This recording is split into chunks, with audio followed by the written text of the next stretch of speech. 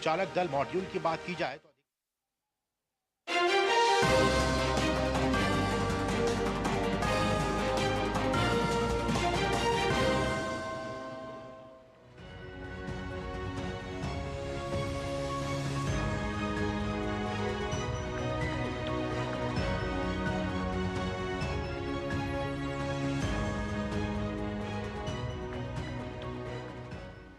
नमस्कार, न्यूज़ 18 में आप सभी का स्वागत है। मैं हूं आपके साथ भावना नैयर।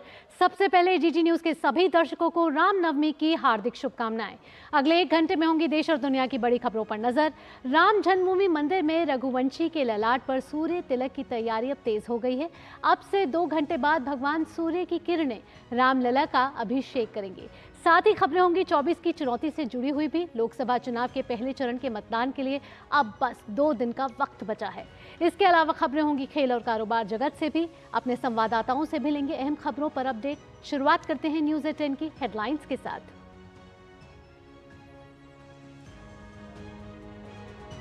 देश भर में आज श्री राम जन्मोत्सव की धूम। अयोध्या में रामलला के मस्तक पर दोपहर ठीक 12 बजे होगा सूर्य तिलक। सुरक्षित दर्शन के लिए किए गए खास इंतजाम।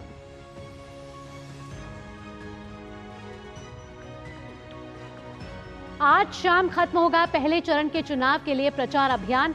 आखिरी दौर में राजनीतिक दलों ने लगाया जोर। 19 अप्रैल को 12 राज्यों में होगी वोटिंग।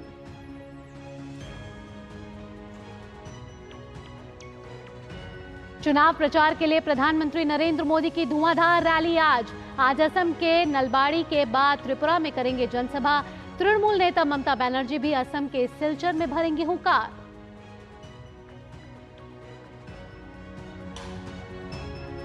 चुनावी गठबंधन के तहत उत्तर प्रदेश में पहली बार साथ नजर आए राहुल गांधी और अखिलेश यादव। संयुक्त प्रेस कॉन्फ्रेंस में अखिलेश यादव ने भारतीय जनता पार्टी पर साधा निशाना।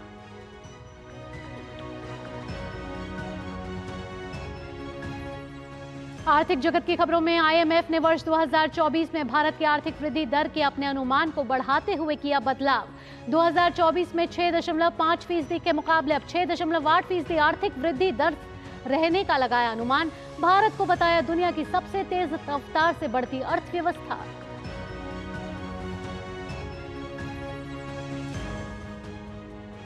छत्तीसगढ़ के कांकेर में एक मुठभेड़ में टॉप कमांडर समेत 29 नक्सली ढेर, 3 जवान घायल, हथियारों का जखीरा बरामद। बस्तर में 19 तारीख को चुनाव से पहले सुरक्षा बलों के लिए बड़ी कामयाबी।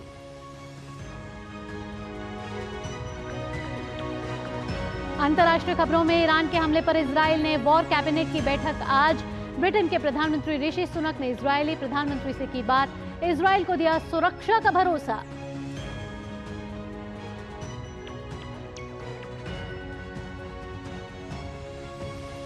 और खेल की खबरों में आईपीएल में आज गुजरात टाइटंस का दिल्ली कैपिटल्स के साथ होगा मुकाबला।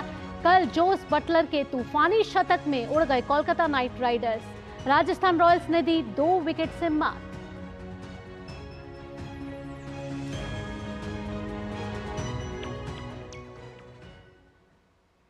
हेडलाइंस के बाद अब खबरें विस्तार से।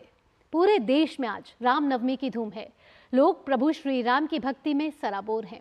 पूरा भारत इस समय राममय हुआ है, लेकिन इन सब में खास है अयोध्या का राम जन्मोत्सव।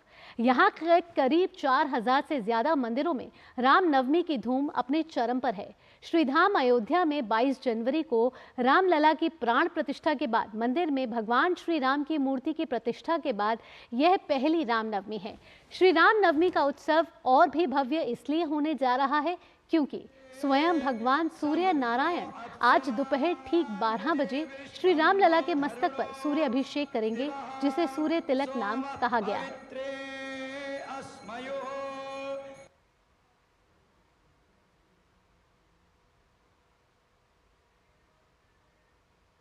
तो अयोध्या में श्री राम जन्मोत्सव आज मनाया जा रहा है और बेहद ही खास और ऐतिहासिक दिन है क्योंकि 22 जनवरी के प्राण प्रतिष्ठा के बाद अयोध्या में पहली बार रामनवमी आई है और इसको लेकर अयोध्या में पूरी तैयारियां की जा चुकी हैं। और आज ठीक 12 बजे रघुवंश के ललाट पर सूर्य अभिषेक किया जाएगा। और जैसा कि हम सभी जानते हैं कि अयोध्या में हनुमान जी की आज्ञा लेकर ही प्रभु श्री राम के दर्शन करने का सौभाग्य मिलता है। तो देर रात से ही रामनवमी के अवसर पर बड़ी संख्या में श्रद्धालु हनुमानगढ़ी मंदिर दर्शन करने के लिए पहुंचे और पूजा अर्चना की। तो अयोध्या में हनुमानगढ़ी दर्शन के लिए लाखों की तादाद में श्रद्धालु पहुंचे। उन्होंने हनुमान जी की पूजा अर्चना की और आज अयोध्या में रामनवमी के अवसर पर पूरी धूम है और सभी राममय हुआ है। भक्ति के सराबोर में सभी श्रद्धालु वहां पहुंच गए। रामनवमी के दिन अयोध्या श्री राम मंदिर में श्रद्धालु अद्भुत नजारे के साक्षी बनेंगे। इस शुभ मौके पर श्री राम मंदिर में रामलला का सूर्य तिलक किया जाएगा। दोपहर 12 बजे तक सूर्य की किरणें सीधा रामलला के मस्तिष्क पर पड़ेंगी। आइए समझते हैं इस पूरी प्रक्रिया को दूरदर्शन के इस खास वीडियो के जरिए। नवनिर्मित श्री राम जन्मभूमि मंदिर की ये पहली रामनवमी समस्त विश्व के लिए विशेष है। रामनवमी के इस अविस्मरणीय अवसर पर सूर्य देव रामलला का स्वयं अभिषेक करेंगे। राम तिलक हित मंगल साजा। सूर्य के तेज, ऊर्जा और सामर्थ्य के प्रतिरूप सूर्यवंशी प्रभु राम का सूर्य तिलक विरासत और विकास का अनोखा संगम है। प्रभु श्री राम का अवतरण दिवस हर साल रामनवमी के रूप में मनाया जाता है। रामनवमी हर साल चंद्र कैलेंडर के अनुसार चैत्र मास के शुक्ल पक्ष में नवमी तिथि को मनाई जाती है, जहां चंद्र कैलेंडर चंद्रमा की विभिन्न कलाओं की मासिक गति पर आधारित होता है, जिस कारणवश रामनवमी हर साल अलग अलग तिथि पर आती है। वहीं सौर कैलेंडर पृथ्वी द्वारा सूर्य के चारों ओर घूमने में लगने वाले समय पर आधारित होता है।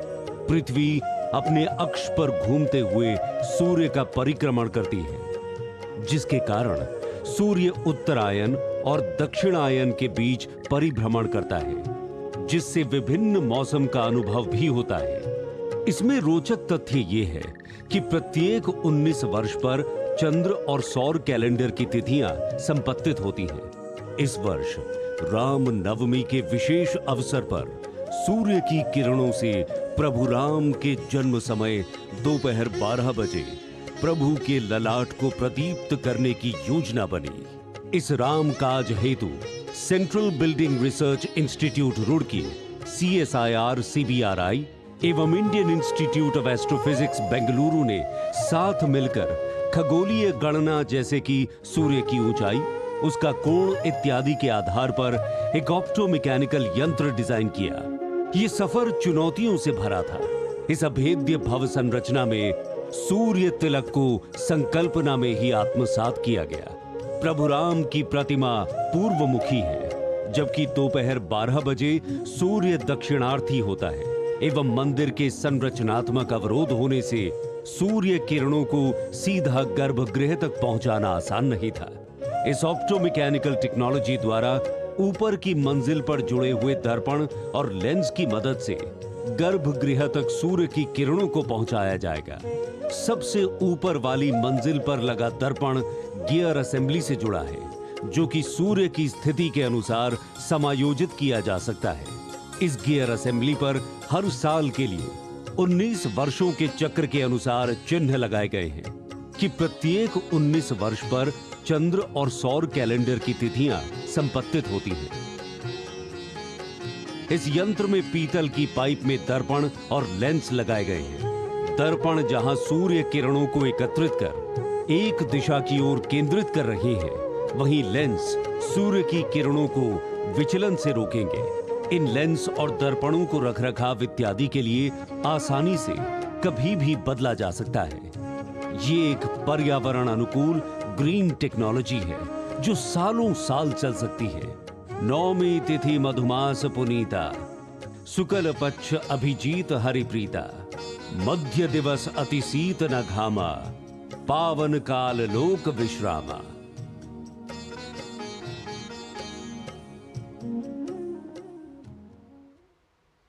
रामनवमी के अवसर पर श्री अयोध्या धाम में 68 करोड़ तीर्थवास करते हैं और यही कारण है कि भगवान श्री राम के आगमन पर अयोध्या धाम में सरयू स्थान और श्री राम के दर्शन का महत्व और भी अद्भुत और दिव्य हो जाता है। संवाददाता अजय मिश्र ने रामलला सदन पीठाधीश्वर श्री राघवाचार्य जी से खास बातचीत की है। आइए आपको सुनवाते हैं। इस वक्त हमें श्री राम लला सदन में, जहां पर भगवान श्री राम लक्ष्मण भरत शत्रुघ्न का नामकरण संस्कार हुआ। हमारे साथ है पीठाधीश्वर जगतगुरु श्री राघवाचार्य जी महाराज। रामनवमी अयोध्या की इतनी अद्भुत क्यों है और इतनी अलग क्यों है पूरे देश से? रामनवमी पूरे देश क्या, पूरे विश्व, पूरे ब्रह्मांड में सबसे अलग अयोध्या के लिए इसलिए है कि अयोध्या में ही तो राम जी का जन्म हुआ। तो राम जन्म महोत्सव अयोध्या में जो होगा वो दुनिया क्या, पूरे ब्रह्मांड में कहीं ऐसा नहीं हो सकता, क्योंकि यही तो भगवान श्री राम की प्राकट्य स्थली है। तो अयोध्या में प्रतिवर्ष राम जी का जन्म महोत्सव बड़े धूमधाम से मनाया जाता है। यही दिन राम जन्म श्रुति गावहीं, तीरथ सकल तहाँ चली आवहीं। जिस दिन श्री राम जी का जन्म महोत्सव होता है चैत्र शुक्ल नवमी, उस दिन ब्रह्मांड के 68 करोड़ तीर्थ अयोध्या में निवास करते हैं। उस समय जो अयोध्या में आकर के सरयू स्नान करे और प्रभु श्री राम का दर्शन करे, उसको ब्रह्मांड के 68 करोड़ तीर्थों में जाने का फल अयोध्या में ही प्राप्त हो जाता है। ऐसी दिव्य पावन भूमि अयोध्या की है और ये राम जन्म महोत्सव बड़ा ही अद्भुत।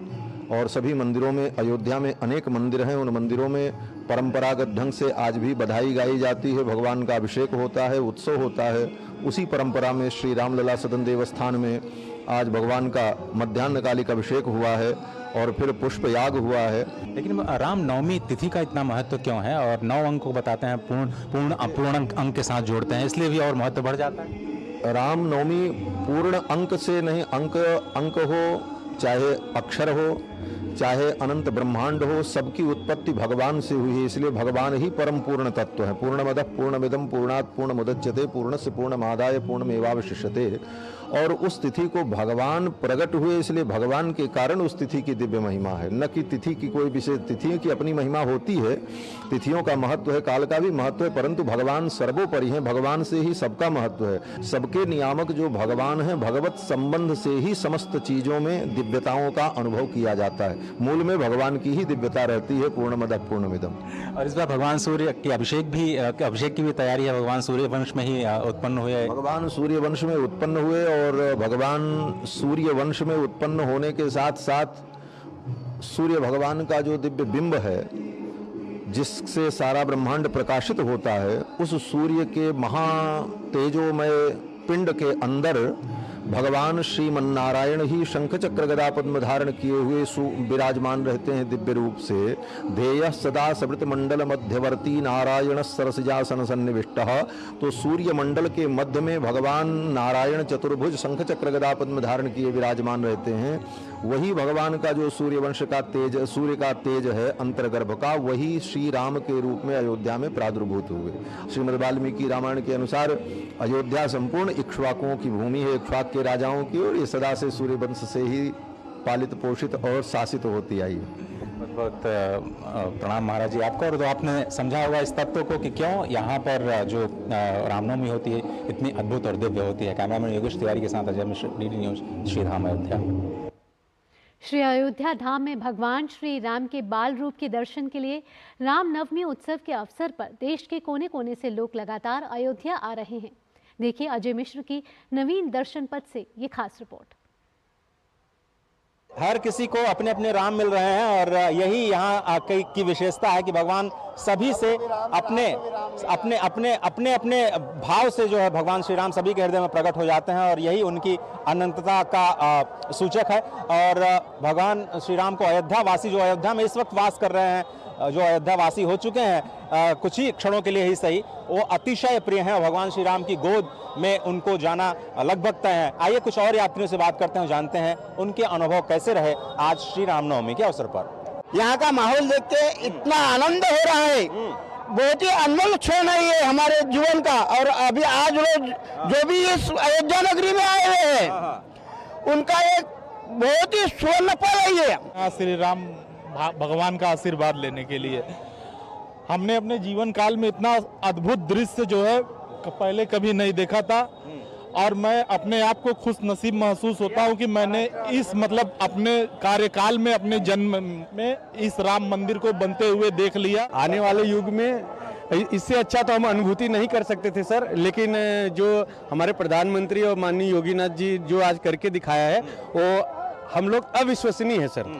लेकिन ऐसा हम लोग सोच भी नहीं सकते। हमारे आंखें में यहाँ आने के बाद आंसू आ जाते हैं कि हमने इस जीवन में देख लिया है। बनारस से आया हूँ। रामाय रामभद्राय रामचंद्राय वेद से रघुनाथाय नाथाय श्री सीताया पतये नमः।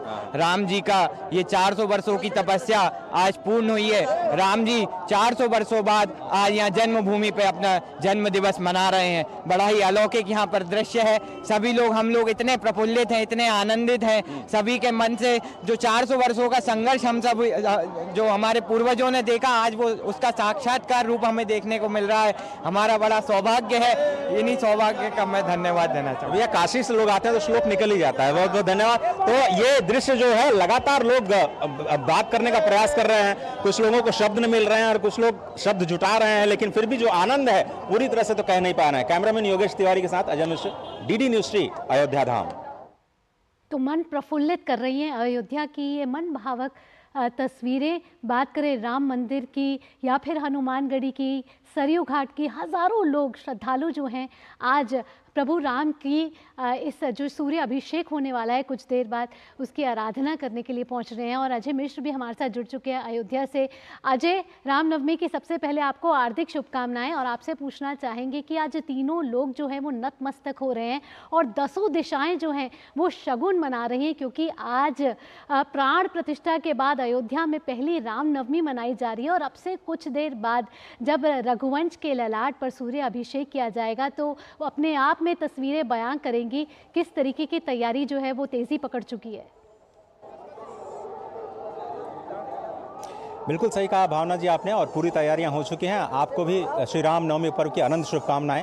अनंत शुभकामनाएं इसलिए क्योंकि भगवान श्री राम ही अनंत हैं, उनका नाम अनंत है और उनके इस आनंद की एक छोटी सी राशि से तो संपूर्ण ब्रह्मांड जो है वो आनंद में चला जाता है। और इसीलिए आनंद कंद श्री राम के प्रकटोत्सव पर लाखों की भीड़ इस वक्त अयोध्या में मौजूद है। इस वक्त अगर आप देखें तो अयोध्या से लोग, अयोध्या रेलवे स्टेशन से चलते हुए लोग यहाँ पर आ रहे हैं और बिल्कुल सीधे उनको जो हनुमानगढ़ी है उसकी तरफ डाइवर्ट किया जा रहा है। हनुमानगढ़ी के जो मुख्य गेट है, मुख्य गेट से फिर थोड़ा सा पहले चलते हुए वो इस वक्त नवीन पथ जो आप देख रहे हैं, जो हार्दिक स्वागत करने के लिए तैयार है भक्तों की, वहाँ पर भगवान श्री राम की अद्भुत तस्वीर दिखाई जा रही है। और आपको जो एम्बियंस नजर आ रहा है, यानी जो थोड़ी सी आवाजें इसलिए दिखाई दे रही हैं क्योंकि भगवान श्री राम का जो भोग लग रहा है उसके सीधे भगवान श्री राम के गर्भगृह से जो मंत्रोच्चार की आवाजें हैं वो पूरे अयोध्या में इस वक्त लोगों को आह्लादित कर रही हैं। भगवान का भोग राग लग रहा है। आपने श्रृंगार आरती के दर्शन किए होंगे दूरदर्शन नेटवर्क पर। तो जो तस्वीरें, जो आवाजें गर्भगृह से आ रही हैं वो सभी को आनंदित कर रही हैं। और लाउड स्पीकर्स लगाए गए हैं क्योंकि लाखों की संख्या में लोग आ रहे हैं, तो बहुत सारे लोग एक दूसरे से मिलने के लिए कुछ आपातकालीन स्थितियों में भी इन ध्वनि यंत्रों का प्रयोग कर रहे हैं। हम कोशिश कर रहे हैं कि उन एम्बियंस को हम थोड़ा सा कट कर पाएं आपके लिए, लेकिन यहाँ पर अद्भुत माहौल है। और जैसा कि आप जानते हैं कि सरयू माँ में स्नान करने के बाद, हनुमानगढ़ी के दर्शन करने के बाद इसी रास्ते से लोग जा रहे हैं और लाखों की संख्या में जा चुके हैं। और मुझे लगता है कि ये पूरी रात भर जो सिलसिला है लगातार 20 घंटे तक जारी रहेगा। आनंद का उत्सव है, आकर के ही महसूस किया जा सकता है। जो लोग यहाँ पर आ चुके हैं बहुत ही भाग्यशाली हैं। जो लोग नहीं भी आए, अगर वो मन से भी भगवान का स्मरण करें तो भगवान उनकी भावना के अनुरूप उनके हृदय में प्रकट हो जाते हैं। यही भगवान श्री राम के इस अद्भुत पर्व का साफल्य है और आनंद संपूर्ण विश्व में व्याप्त हो, यही उद्देश्य, यही भावना और यही उद्घोष यहाँ भगवान श्री राम की जन्मभूमि से पूरे विश्व को आता हुआ दिखाई दे रहा है। भावना, कहा जा रहा है अजय कि ठीक 12 बजे रघुवंश के ललाट पर सूर्य अभिषेक किया जाएगा। आपसे समझने की कोशिश करेंगे कितने बजे का समय रखा गया है, और अगर आपसे समझने की कोशिश करें कि किस तरीके से, हम अभी अपनी रिपोर्ट के जरिए भी देख रहे थे कि IIT रुड़की की जो सेंट्रल रिसर्च बिल्डिंग है उन्होंने इसमें काफ़ी मदद करी है, तो कैसे ठीक 12 बजे सूर्य अभिषेक किया जाएगा? तो देखिए, ये विज्ञान और विरासत का अद्भुत समन्वय होने वाला है, विज्ञान और अध्यात्म का अद्भुत समन्वय होने वाला है, क्योंकि भगवान श्री राम भगवान सूर्य की 39वीं पीढ़ी में इसी धराधाम पर अवतरित हुए। और मेरे पीछे जो आप जन्मभूमि देख रहे हैं जहां पर भगवान का गर्भगृह है, उन्होंने इसी पृथ्वी पर 11,000 वर्षों तक पृथ्वी का पालन किया। अयोध्या से संपूर्ण इक्ष्वाकु वंश के राजा के तौर पर, चक्रवर्ती राजा के तौर पर संपूर्ण विश्व पर शासन किया। और शासन भी दीन दयाल होने की वजह से, वो प्रजा के भक्त वत्सल होने की वजह से वो लगातार लोगों के साथ जुड़ते हुए नजर आए। है। स्पष्ट तौर पर जो विज्ञान का सहारा लिया गया है, जो 2 संस्थानों का आपने नाम लिया, उन्होंने ऑप्टोमैकेनिकल इंस्ट्रूमेंट्स की मदद से पूरा ट्रायल किया है और पिछले 1 हफ्ते से पूरी जो टीम है वो यहाँ पर मौजूद थे और ट्रायल परीक्षण जो है वो संपूर्ण किया जा चुका है। 12:04 या 5 मिनट पर ये 3:30 से 4 मिनट का ये सूर्य तिलक सूर्य अभिषेक होगा और भगवान सूर्य की पीढ़ी में चूंकि उनका जन्म हुआ है और भगवान सूर्य की 12 कलाएं होती हैं, इसलिए सनातन धर्म में 12 महीने होते हैं वर्ष के, और चैत्र मास जो कि वसंत ऋतु होता है, वसंत ऋतु भगवान का ही स्वरूप होता है और इसीलिए मधुमास इस चैत्र मास में शुक्ल पक्ष की नवमी को आज भगवान ठीक 12 बजे हो गए। कृष्ण भगवान का जन्म ठीक रात में 12 होता है क्योंकि वो चंद्रवंश में है, उनकी 16 कलाएं होती हैं। भगवान सूर्य की 12 कलाएं होती हैं और ठीक 12 बजे मध्याह्न जब मध्याह्न में सूर्य होता है तब यहाँ पे सूर्य तिलक किया जाएगा और सीधे भगवान श्री सूर्य भगवान राघव के मस्तिष्क का चुम्बन करेंगे और अपने राघव की जो प्रतिमा है, जो बाल राघव की प्रतिमा है, उसको और भी दिव्य और अप्रतिम बनाने का प्रयास करेंगे। हम सभी लोग उत्सुकता से प्रतीक्षा कर रहे हैं। अच्छी बात यह है कि यह दर्शन रोका नहीं जाएगा क्योंकि यह गर्भगृह में लगातार जो लोग 12 बजे वहां रहेंगे तुरंत वो आरती का दर्शन कर पाएंगे और फिर अबाध रूप से भगवान राघव खड़े होकर के, जिस तरह से विट्ठल भगवान महाराष्ट्र में खड़े हैं, यहाँ पर अयोध्या में भगवान श्री राम बाल रूप में खड़े हैं 5 वर्ष के राघव के रूप में, और राम लक्ष्मण भरत शत्रुघ्न की जो छोटी मूर्ति है जो लगातार यहाँ पर विराजमान रही है, उनके भी दर्शन का बहुत ही अत्यंत महत्व है। तो भक्तों में तो अजब उत्साह है और भावना आपको यहाँ पर आकर के एक बार महसूस करना होगा। शब्द मेरे पास इतने ही है, इससे ज्यादा मैं आपको बता नहीं पा रहा हूँ। बिल्कुल अजय, तो शब्द आपके पास इतने हैं लेकिन हम आपकी भावनाएं पूरी समझ रहे हैं। आपको एक बार फिर से रामनवमी की हार्दिक शुभकामनाएं। आपसे तमाम अपडेट आगे भी हम लेते रहेंगे। फिलहाल के लिए आपका बहुत बहुत धन्यवाद। और बुलेटिन में आगे बढ़े। आज रामनवमी पर राष्ट्रपति द्रौपदी मुर्मू ने सोशल मीडिया प्लेटफॉर्म एक्स पर अपने संदेश में कहा है कि रामनवमी के शुभ अवसर पर सभी देशवासियों को हार्दिक बधाई और शुभकामनाएं। यह पावन पर्व हमें सत्य और धर्म के मार्ग पर चलने का संदेश देता है। निस्वार्थ प्रेम, पराक्रम और उदारता के उच्चतम आदर्श स्थापित करने वाले मर्यादा पुरुषोत्तम प्रभु श्री राम का संपूर्ण जीवन मानव जाति के लिए प्रेरणा स्रोत है। आज के शुभ दिन पर हम ऐसे राष्ट्र के निर्माण का संकल्प लें जहां सबका जीवन गरिमापूर्ण हो और सर्वत्र समृद्धि का संचार हो। रामनवमी पर प्रधानमंत्री नरेंद्र मोदी ने अयोध्या में राम मंदिर निर्माण के लिए जीवन समर्पित करने वाले राम भक्तों से संत महात्मा को नमन करने का आह्वान किया है। पीएम ने सोशल मीडिया मंच एक्स पर लिखा है, प्रभु श्री राम भारतीय जनमानस के रोम रोम में रचे बसे हैं, अंतर्मन में समाहित हैं। भव्य राम मंदिर की प्रथम राम नवमी का यह अवसर उन असंख्य राम भक्तों और संत महात्माओं को स्मरण और नमन करने का भी है जिन्होंने अपना पूरा जीवन राम मंदिर के निर्माण के लिए समर्पित कर दिया। मुझे पूर्ण विश्वास है कि मर्यादा पुरुषोत्तम भगवान श्री राम का जीवन और उनके आदर्श विकसित भारत के निर्माण के सशक्त आधार बनेंगे। उनका आशीर्वाद आत्मनिर्भर भारत के संकल्प को नई ऊर्जा प्रदान करेगा। प्रभु श्री राम के चरणों में कोटि कोटि नमन और वंदन।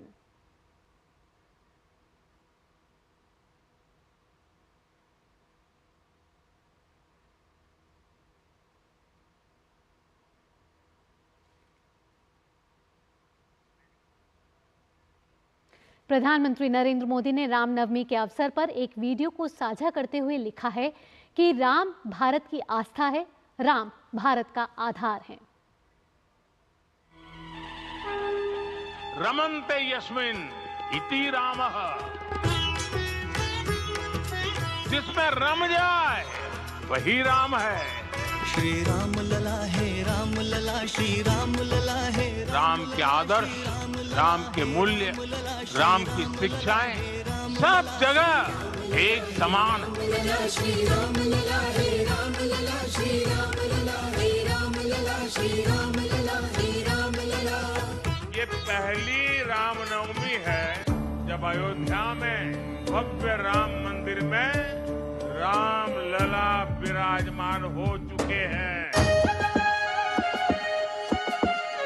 राम भारत की आस्था है, राम भारत का आधार है, राम भारत का विचार है, राम भारत का विधान है, राम भारत की चेतना है, राम भारत का चिंतन है, राम भारत की प्रतिष्ठा है, राम भारत का प्रताप है, राम प्रभा है, राम प्रभाव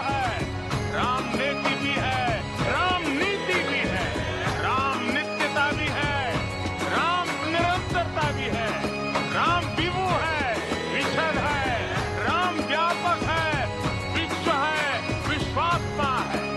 राम विवाद नहीं, राम समाधान है।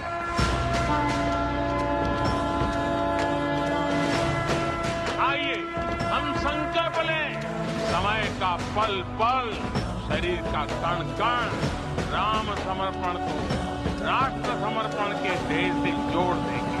राम राम राम राम राम राम राम राम राम बोलो जय श्री राम। राम राम राम राम राम राम राम राम राम बोलो जय श्री राम। तो राम विचार भी हैं, राम आधार भी हैं। न्यूज़ 10 में वक्त तो चला है एक छोटे से ब्रेक का। ब्रेक के बाद भी खबरों का सिलसिला यूं ही जारी रहेगा।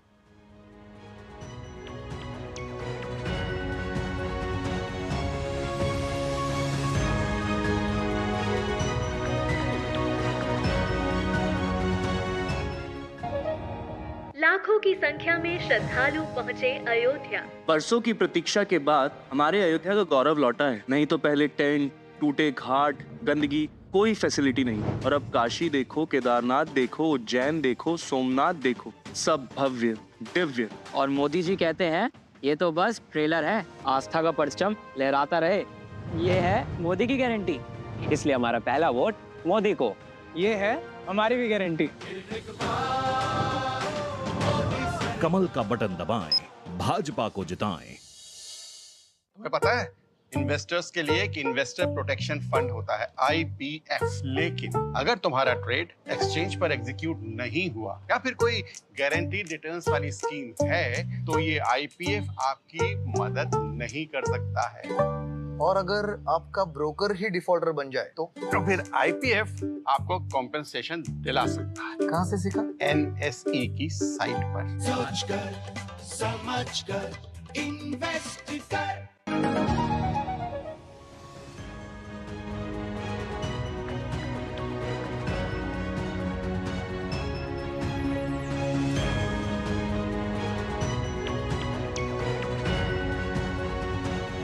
ब्रेक के बाद आपका स्वागत है। बुलेटिन में आगे बढ़ते हैं और अब बात कर लेते हैं 24 की चुनौती की।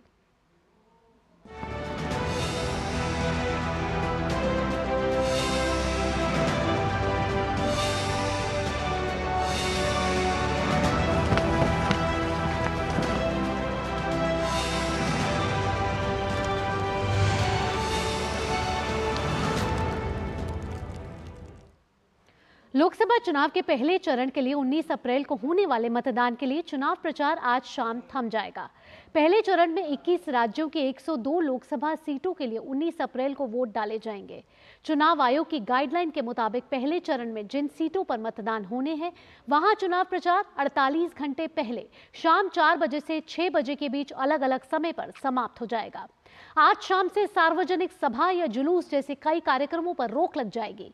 पहले चरण में जिन 21 राज्यों में वोट डाले जाएंगे उसमें बिहार, उत्तर प्रदेश, मध्य प्रदेश, उत्तराखंड, पश्चिम बंगाल, छत्तीसगढ़ राज्य की सीटें भी शामिल हैं।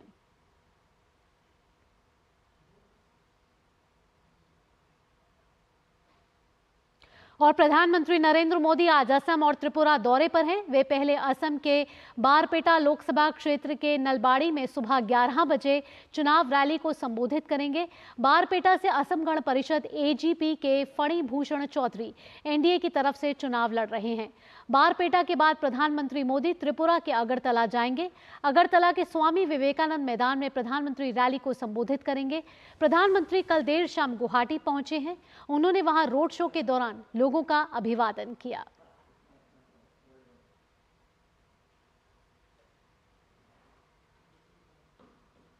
एक तरफ जहां प्रधानमंत्री नरेंद्र मोदी असम में चुनाव प्रचार करेंगे तो वहीं नेता तृणमूल और पश्चिम बंगाल की मुख्यमंत्री ममता बनर्जी भी आज सिलचर में अपनी पार्टी के प्रचार के लिए पहुंच रही हैं।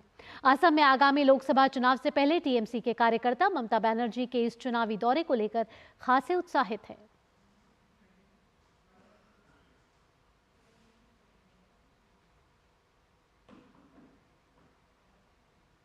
लोकसभा चुनाव की घोषणा के बाद आज उत्तर प्रदेश में पहली बार अखिलेश यादव और राहुल गांधी एक साथ नजर आने वाले हैं।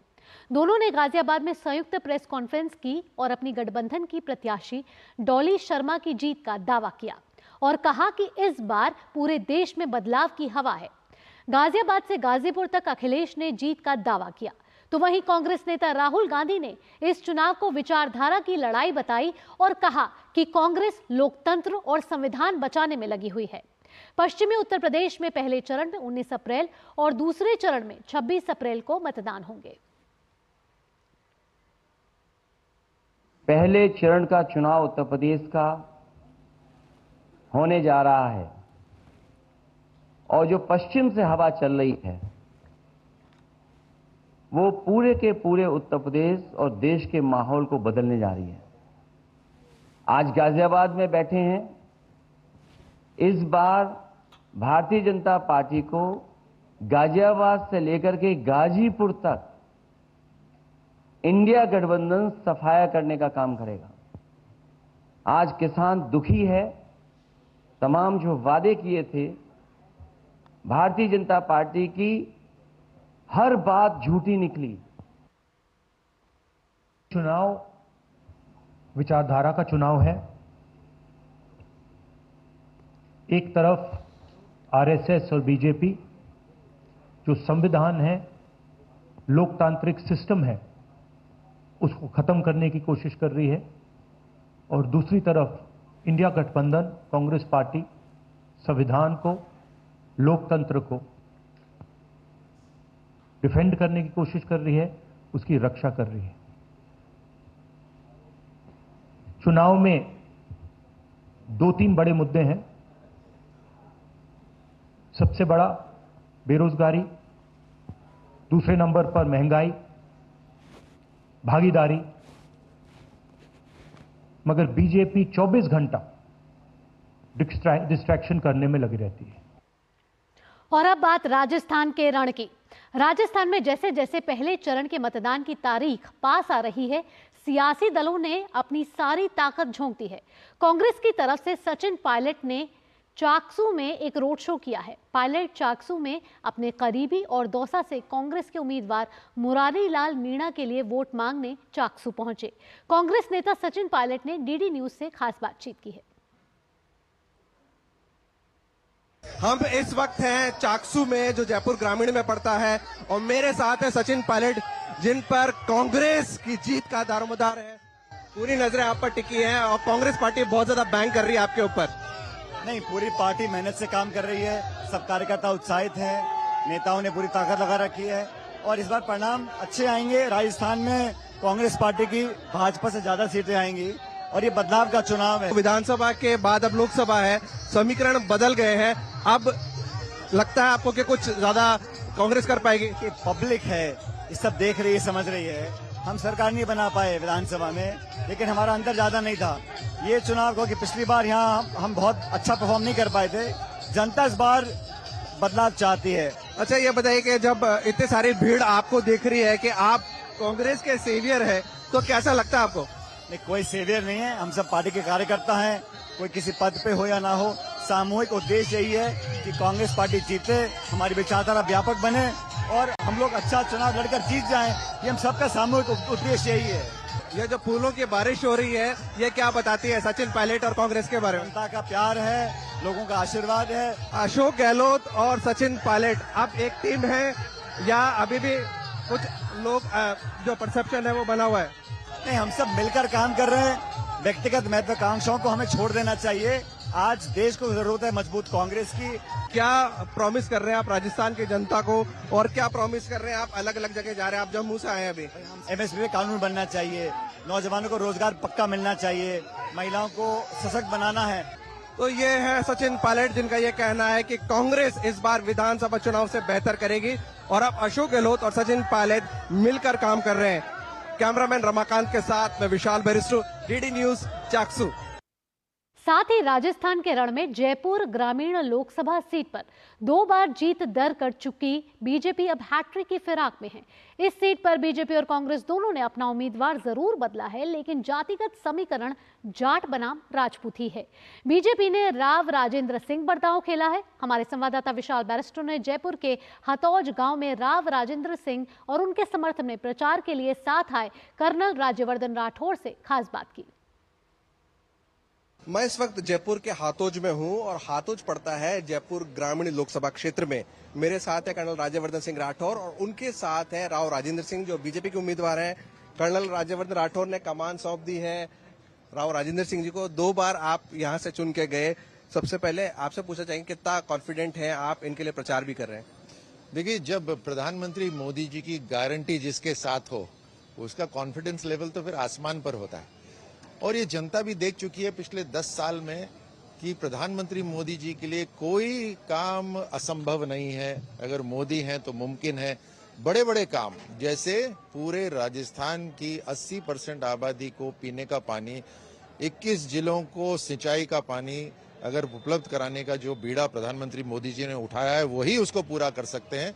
और उसके अंदर डबल क्या ट्रिपल इंजन या 4 इंजनों की सरकारें जुड़ गई। मध्य प्रदेश ने हामी भर दी, राजस्थान है, हरियाणा है, हर तरह से और केंद्र सरकार मिलकर ये काम कर रहे हैं। ऐसे बड़े बड़े काम हुए। धारा 370 समाप्त हुई है, राम मंदिर बना है। घर घर इन सब के घर में बिना किसी बिचौलिए के सीधे लाभ पहुंच रहा है। राव साहब, हर बार लोकसभा में जब आप जाते हैं चुनाव में तो कोई ना कोई मुद्दा होता है। इस बार आपके लिए क्या मुद्दा है? हर भौगोलिक क्षेत्र की अपनी अपनी कोई भौगोलिक समस्याएं होती हैं। उन समस्याओं का समाधान हेतु वो जनप्रतिनिधि से अपेक्षा करते हैं।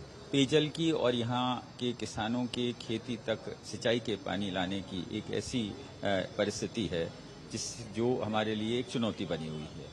और ये मेरा सौभाग्य है कि वर्तमान भजनलाल जी की सरकार और भारत सरकार नरेंद्र मोदी जी के नेतृत्व वाली सरकार दोनों ने मिलकर इसके समाधान हेतु एक रोड मैप तैयार कर लिया है और निकट भविष्य में ही हमें उस चीज का मूर्त रूप देखने को मिलेगा।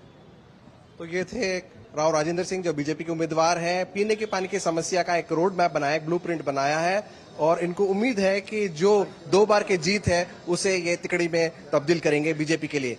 कैमरामैन रमाकांत के साथ में विशाल बैरिस्टो, डीडी न्यूज, जयपुर। यहाँ रुक रहे हैं छोटे से ब्रेक के लिए। ब्रेक के बाद भी चुनावों से जुड़ी खबरें आपके समक्ष लाएंगे।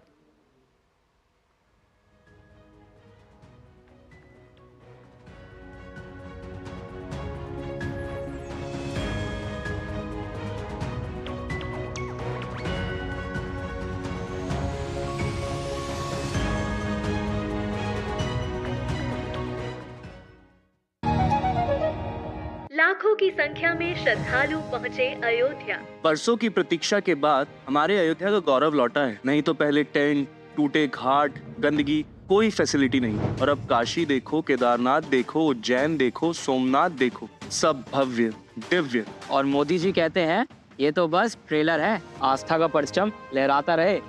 ये है मोदी की गारंटी, इसलिए हमारा पहला वोट मोदी को। ये है हमारी भी गारंटी। कमल का बटन दबाएं, भाजपा को जिताएं।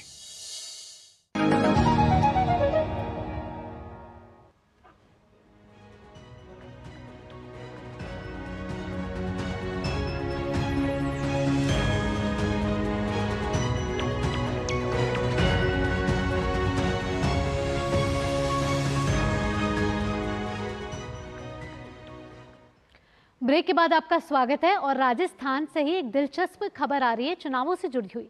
राजस्थान में चल रहा है शादियों का मौसम और ऐसे में आ गए हैं लोकसभा के चुनाव। एक तरफ निकलेगी दूल्हे की बारात तो दूसरी तरफ होगा नेताजी की किस्मत का फैसला। क्या है माहौल, देखिए हमारे संवाददाता विशाल बैरिस्टो की ये खास रिपोर्ट। एक दूसरे को अंगूठी पहनाकर शादी के बंधन में बंधने की तैयारी में ये हैं पार्थ और गोपिका। पेशे से चार्टर्ड अकाउंटेंट पार्थ पहली बार वोट डालने जा रहे हैं और वो भी जयपुर में। मेरी शादी 18 अप्रैल को है and fortunately the election Jaipur के अंदर इलेक्शन भी 19 अप्रैल को है। I am very excited. मैं फर्स्ट टाइम वोट डालूंगा 2 कंसेक्यूटिव डेज में अपनी 2 डिफरेंट ड्यूटीज को निभाऊंगा। एक तो शादी के बाद का व्यवहारिक जीवन और उसके बाद इलेक्शन में अपनी अहम योगदान निभाऊंगा। दरअसल राजस्थान में 17 अप्रैल से शादियों के सावे शुरू हो रहे हैं। सावे यानी हिंदू मान्यता के अनुसार परिणय सूत्र में बंधने का शुभ मुहूर्त।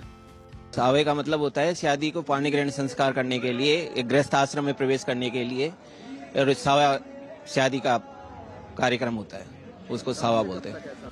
चुनाव और शादियों के आपस में टकराने से नेताजी के साथ दुल्हन भी टेंशन में है, और हो भी क्यों ना, मेहमानों की संख्या पर चुनाव का असर जो पड़ रहा है। काफ़ी एक्साइटेड हूँ, ठीक है।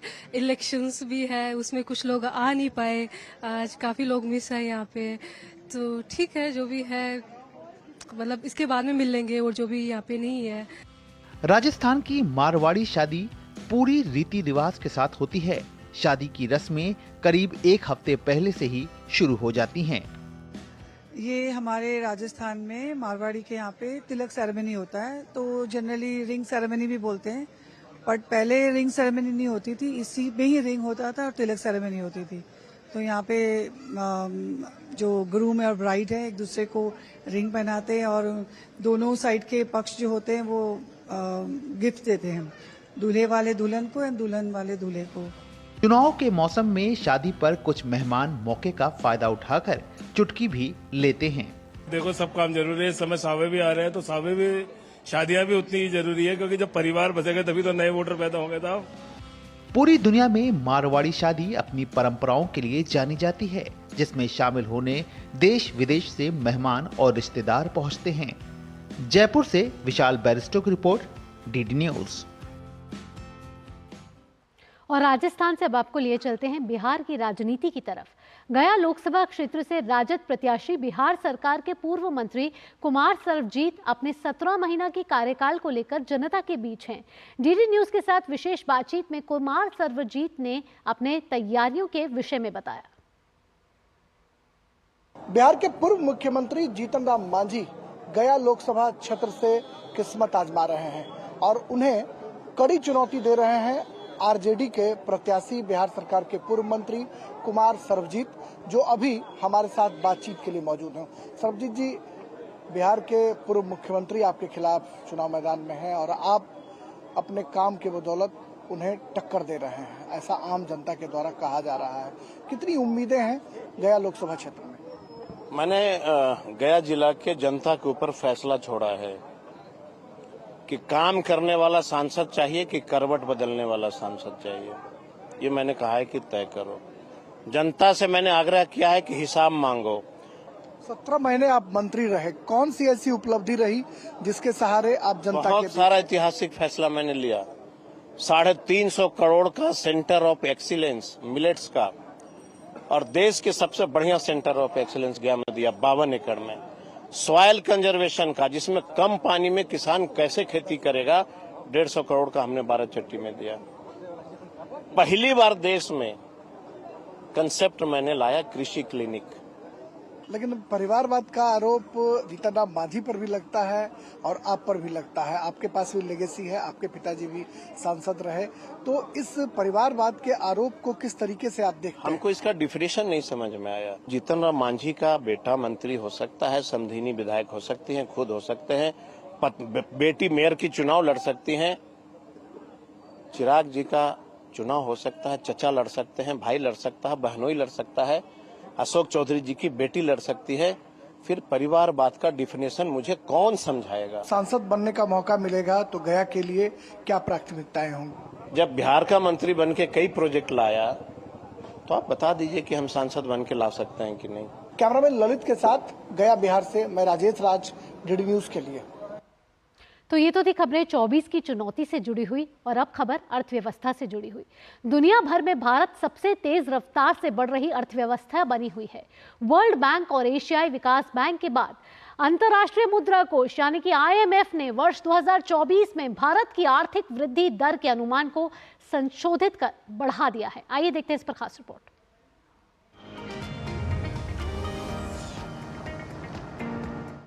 विश्व में ध्रुव तारे के जैसे चमक रही भारत की अर्थव्यवस्था के लिए एक और अच्छी खबर सामने आई है। दरअसल मूडीज के बाद अंतर्राष्ट्रीय मुद्रा कोष यानी IMF ने वर्ष 2024 में भारत की आर्थिक वृद्धि दर के अनुमान को 6.5% से बढ़ाकर 6.8% कर दिया है। अंतर्राष्ट्रीय मुद्रा कोष ने विश्व आर्थिक परिदृश्य के नवीनतम संस्करण में कहा है कि भारत की आर्थिक वृद्धि दर वर्ष 2024 में 6.8% रहने का अनुमान है, जबकि IMF ने अपनी जनवरी की रिपोर्ट में 2024 के लिए GDP वृद्धि 6.5% रहने का अनुमान जताया है। इसी अवधि में चीन की वृद्धि दर 4.6% रहने का अनुमान जताया है। IMF ने अपनी रिपोर्ट में कहा है कि इस तरह भारत दुनिया की सबसे तेज रफ्तार से बढ़ रही अर्थव्यवस्था बना हुआ है, जबकि IMF ने 2025 में भारत की आर्थिक वृद्धि दर 6.5% रहने का अनुमान जताया है। इसके अलावा रिपोर्ट के मुताबिक वैश्विक आर्थिक वृद्धि दर वर्ष 2024 और वर्ष 2025 में भी पुरानी रफ्तार से जारी रहने का अनुमान है। वर्ष 2023 में अनुमानित वैश्विक वृद्धि दर 3.2% रही है। हाल ही में IMF ने पहले वर्ल्ड बैंक और एशियाई विकास बैंक, साथ ही Moody's, Morgan Stanley, S&P global और फिच जैसी रेटिंग एजेंसियां अपने अनुमानों में संशोधन कर आर्थिक वृद्धि दर के अनुमान को बढ़ा चुकी है। वहीं RBI ने वित्त वर्ष 2024-2025 में 7% आर्थिक वृद्धि दर रहने का अनुमान जताया है। Bureau report, DD news.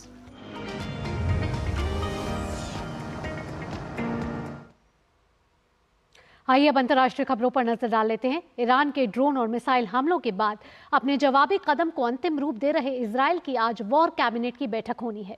वहीं इजरायली जवाबी कार्रवाई की आहट के बीच ईरान की तरफ से भी बयानबाजी लगातार जारी है।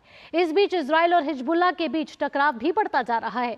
ब्रिटेन के प्रधानमंत्री ऋषि सुनक ने इजरायली समकक्ष नेतन्याहू से टेलीफोन पर बात की है।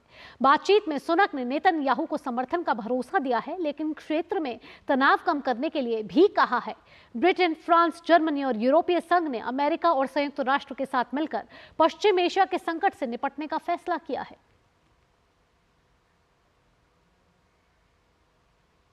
खेल की खबरों पर नजर डालें तो IPL में आज गुजरात टाइटंस का सामना दिल्ली कैपिटल्स से होने वाला है।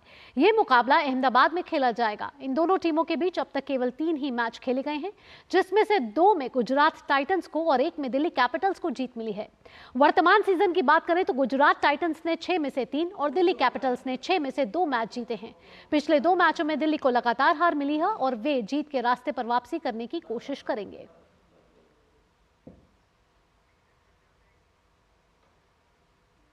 फिलहाल इस बुलेटिन में इतना ही। देश और दुनिया की तमाम खबरों के लिए देखते रहिए DD न्यूज। मुझे दीजिए अनुमति। नमस्कार।